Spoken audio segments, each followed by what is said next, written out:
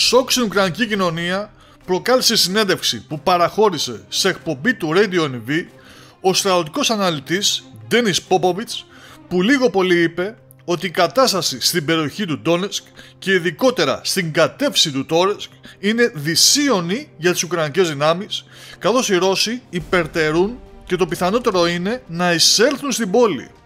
Τη συνέντευξη αυτή του Ουκρανού αναλυτή ανέφερε σε δημοσίευμά της και η Ουκρανική ενημερωτική ιστοσελίδα The New Voice of Ukraine, προετοιμάζοντας ίσως έτσι το ουκρανικό κοινό για μια ενδεχόμενη μελλοντική ήττα, υποχώρηση, ας την πούμε αναδιάταξη των Ουκρανικών δυνάμεων που θα αναγκαστούν να φύγουν από το Τόρεσκ. Ας δούμε όμως αναλυτικότερα τι είπε ο Ντένις Πόποβιτς. Ομάδες δολιοφθοράς μερικές φορές πραγματοποιούν επιδρομές στο Τόρεσκ. Πράγματι επιχειρούν εκεί και δυνάμεις μας τους αποθούν. Αλλά ο ρωσικός στρατός δεν βρίσκεται αυτή τη στιγμή στο Τόρεσκ σε σημαντικό αριθμό. Ωστόσο πλησιάζουν. Τα ρωσικά στρατεύματα βρίσκονται κοντά στο Ζαλίζνε, το οποίο είναι περίπου τόσο μακριά από το Τόρεσκ όσο το Βίσνεβε από το Κίεβο, δηλαδή σε πολύ μικρή απόσταση.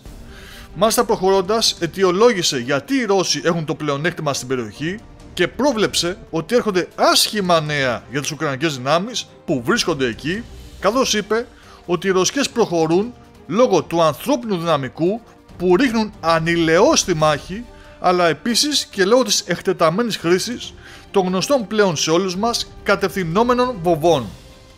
Εξαιτίας αυτού υπάρχει μεγάλη πιθανότητα ο εχθρός να συνεχίσει να προελάβνει και τελικά να εισέλθει στο Τόρεσκ.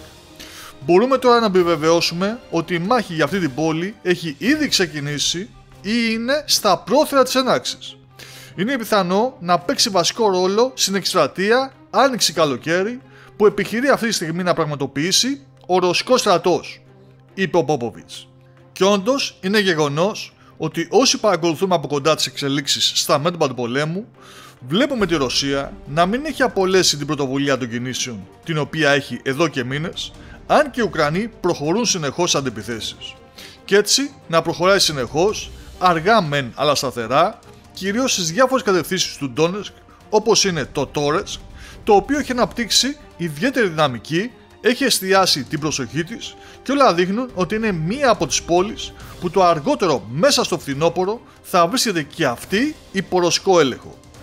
Δυσίωνες λοιπόν προβλέψεις για τους Ουκρανούς που δείχνουν σιγά σιγά να έχουν κουραστεί από τα σχεδόν 2,5 χρόνια πολέμου.